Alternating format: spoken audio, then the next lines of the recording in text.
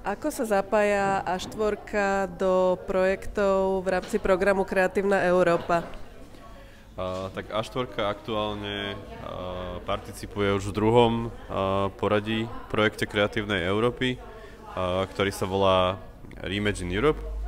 Je to projekt, ktorý vlastne vedie holandská organizácia Paradiso z Amsterdamu a A4 v tomto projekte figuruje ako jeden z partnerov.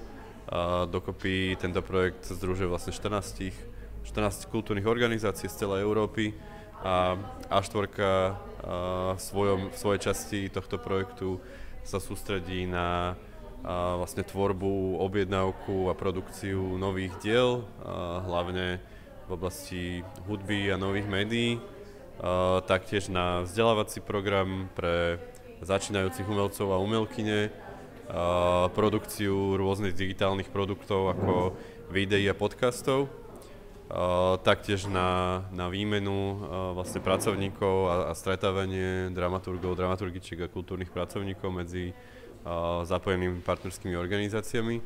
A tematicky sa v tomto projekte venuje... Tak to začneme. Čiže je to tzv. Veľký projekt spolupráce. Áno, je to veľký projekt spolupráce a tematicky sa zaoberáme v tomto projekte vlastne problémami, aktuálnymi výzvami spoločenskými, ako je napríklad klimatická kríza, veľký nárast a vývoj vlastne technológií a snažíme sa dať nejakú perspektívu mladým ľuďom, ktorí sú týmito výzvami vlastne do veľkej miery traumatizovaní alebo vlastne sú im vystavovaní a budú vystavovaní ešte viac v budúcnosti. A chceme vlastne na tieto témy komunikovať hlavne cez experimentálne umenie a hudbu. A koľko trvá tento projekt?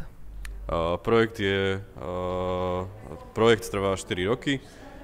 Začal vlastne vo februári 2023 a bude trvať teda nasledujúce 4 roky.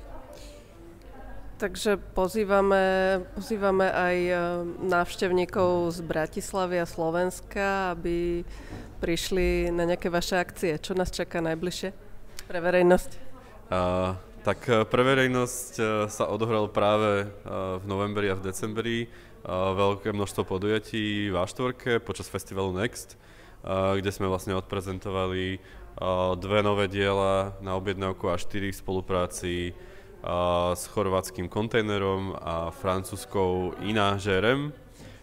Taktiež v spolupráci s festivalom Semibreve sme odprezentovali vlastne audiovizuálne dielo Maja Schenfeld a Pedro Maja a konali sa vlastne 2 workshopy pre začínajúcich umelcov a umelkyne.